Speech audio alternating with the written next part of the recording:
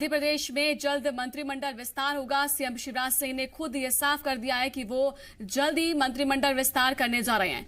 मंत्रिमंडल विस्तार को लेकर मंत्रालय में आज एक अहम बैठक हुई और इस बैठक में सीएम शिवराज सिंह के अलावा गृह मंत्री नरोत्तम मिश्रा और पार्टी प्रदेश के अध्यक्ष वीडी शर्मा मौजूद रहे थे।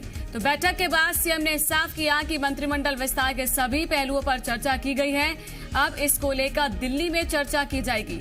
तो वहीं पर सीएम शिवराज सिंह आज शाम को दिल्ली भी जाने वाले हैं, जहां पार्टी अध्यक्ष जेपी नड्डा से और गृह मंत्री अमित शाह से मुलाकात करेंगे। इस मुलाकात में मंत्रिमंडल विस्तार पर बात होगी। मार्च में मध्य प्रदेश में बीजेपी की सरकार बनी थी, लेकिन उस वक्त कोरोना संकट को देखते हुए सिर्फ शिवराज सिंह चौहान ने ही सीएम पद की शपथ ली थी और इसके बाद 21 अप्रैल को सीएम शिवराज सिंह ने मंत्रिमंडल का गठन किया था।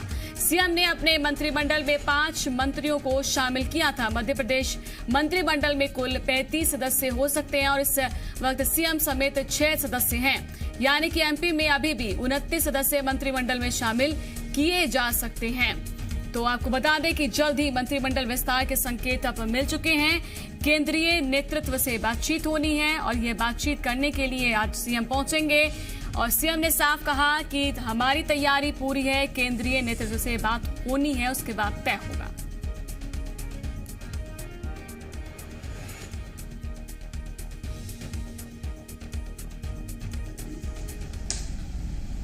प्रदेश अध्यक्ष, संगठन महामंत्री हम लोग सब थे और एक प्रमुख विषय है मंत्रिमंडल का विस्तार।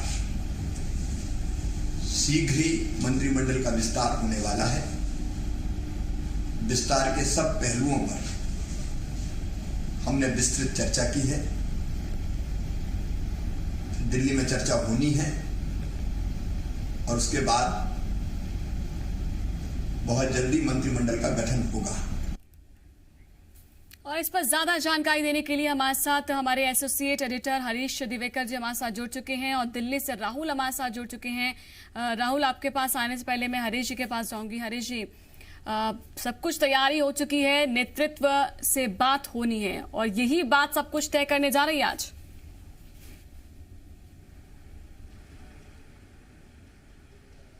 जी नैन्सी, देखिए पूरा इस बार मंत्रिमंडल का जो अंतिम रूप है और जो मुहर लगनी है वो केंद्र से ही लगनी है।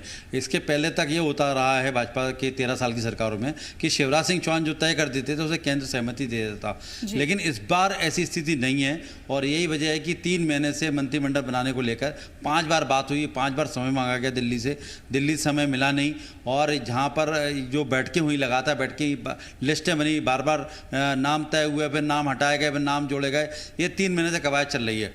लेकिन अब राज्यसभा चुनाव के ठीक पहले तक यह माना जा रहा था कि मंत्रिमंडल गठन हो जाएगा, लेकिन जैसे ही स्थिति राज्यसभा चुनाव की तारीखें घोषित हुई, मंत्रिमंडल विस्तार का रोक दिया गया। उसकी मुख्य वजह यह थी कि भाजपा को डर था कि असंतोष जो विधायक रहेंगे, जो नहीं आ पाएंगे नाम, वो कहीं गड़बड़ ना कर दें, क्रॉस वोटिंग ना कर दें। इसके चलते राज्यसभा चुनाव तक मंत्रिमंडल विस्तार टाला गया, लेकिन इसके बावजूद भाजपा के एक विधायक ने क्रॉस वोटिंग कर दी। अब भाजपा के लिए बड़ी चुनौती है, भाजपा के लिए संकेत भी मिल गया कि जिस तरह का नाराजगी का स्तर है भाजपा के विधायकों का, क्योंकि कई विधायक ऐसे हैं जो 7-7 बार के विधायक हैं, 6-6 बार के विधायक हैं और मंत्री बनने का इंतजार कर रहे हैं। कई पूर्व मंत्री हैं जो मंत्री बनने का इंतजार कर रहे हैं, तो उन्हें लगातार इस बार पूरी उम्मीद है। और कई विधायक ऐसे हैं जिनका आखिरी चुनाव है, जो उनकी उम्र का पड़ाव पे आ गए हैं कि अगला चुनाव नहीं लड़ सकते। तो ऐसी स्थिति में वे बिल्कुल कमर कस के बैठे हैं, यदि मंत्री ने बनाया तो विद्रोह कर देंगे, असंतोष कर देंगे या उनके समकक्ष उनको पद दिया जाए। उसके साथ दूसरी बड़ी बात यह है कि जो जहां पर चुनाव हो रहे हैं उपचुनाव, वहां पर जिनके सेकंड नंबर के जो लोग हैं, जिनका टिकट जो 2018 में आ रहे थे, वो भी पद चाहते हैं। तो भाजपा के पास मंत्रिमंडल के पद सीमित हैं, भाजपा का संगठन विस्तार के बाद तत्काल बाद गया है, उसके पद सीमित हैं, निगम मंडल के पद सीमित हैं। तो ऐसे में भाजपा के सामने बड़ी चुनौती है कि अपने दिग्गज नेताओं को कहाँ सेट करें, किस तरह से उनको संतुष्ट करें। लेकिन पद सीमित हैं, लोग ज़्यादा हैं, दावेदार ज़्यादा हैं, ये स्थिति बन रही है। लेकिन काफ़ी मत्तापच्ची के बाद सिर जोड़कर आज ये सारे लोग बैठे थे। मुख्यमंत्री शिवराज सिंह चौहान ने मंत्रालय में बैठक की थी, इसमें भाजपा प्रदेश अध्यक्ष वीडी शर्मा, संगठन महामंत्री सुहास भगत और नरोत्तम मिश्रा भी पहुंच गए। ये सब लोग सिर जोड़कर बैठे थे और इन्होंने तय किया है, कोई एक नाम टेंटेटिव तय किए हैं। अब ये लिस्ट जो है चर्चा के लिए दिल्ली में रखी जाएगी, वहाँ चर्चा होने के बाद कई नाम फिर कट बढ़ सकते हैं। लेकिन इस बार जो जानकारी अंदर खाने की आ रही है, कई दिग्गज दिग्गज जो पूर्व मंत्री रहे हैं और दिग्गज जिनको माना जा रहा है कि आएंगे, उनके नाम बाहर हो सकते हैं। कई नए चेहरे देखने को मिल सकते हैं।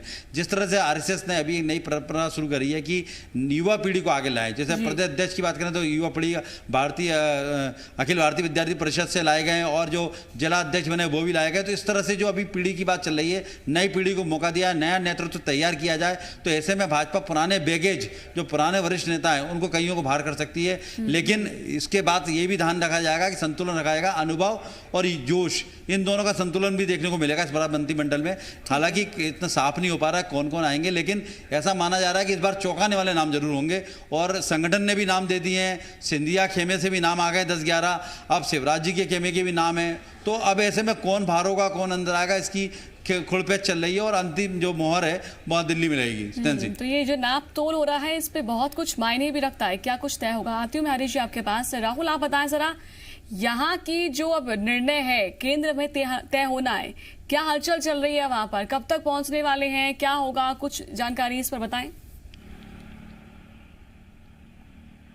देखिए, देर शाम तक जो हमें जानकारी मिल रही है कि देर शाम तक शिवराज सिंह चौहान यहाँ पर पहुंचेंगे और उसके बाद उनकी मुलाकात सीधे तौर पे कहा जाए कि राष्ट्रीय अध्यक्ष जेपी नड्डा और केंद्रीय गृह मंत्री अमित शाह से मुलाकात होगी। और सीधे तौर पे जो नाम इनकी तरफ से जब वहां पर दिया जाएगा, उसके प्रस्ताव रखे जाएंगे, वहां केंद्र की पूरी तरीके से मोहर लगना उसमें बाकी रहेगा। केंद्र उस पर पूरा का पूरा अवलोकन करेगा और क्योंकि कई चीजों का यहाँ पर सीधे तौर पे उसमें जानकारी ली जाएगी कि कैसे, किस तरीके से सिंधिया खेमे को किस तरीके से साधना है।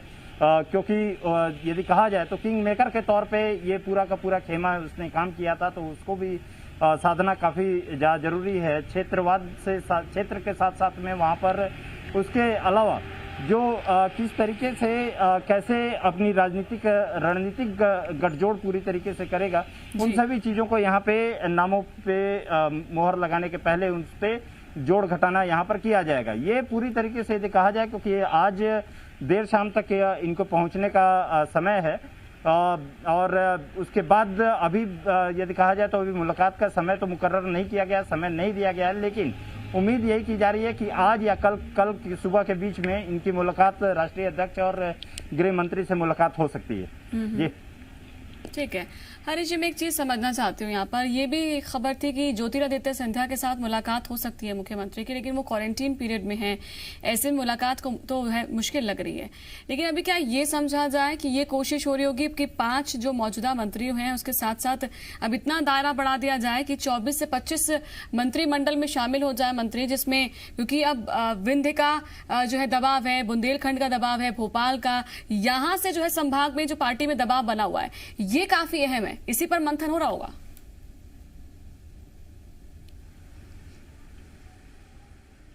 नैन्सी, बिल्कुल सही कहा आपने, और बहुत भारी दबाव है, और खासकर विंध्य ऐसा क्षेत्र है जहाँ से इस बार भाजपा 24 विधायक जीत के आ रहे हैं और उन्होंने लगातार बैठक कर रहे हैं। और जिस तरह से अभी राष्ट्रपति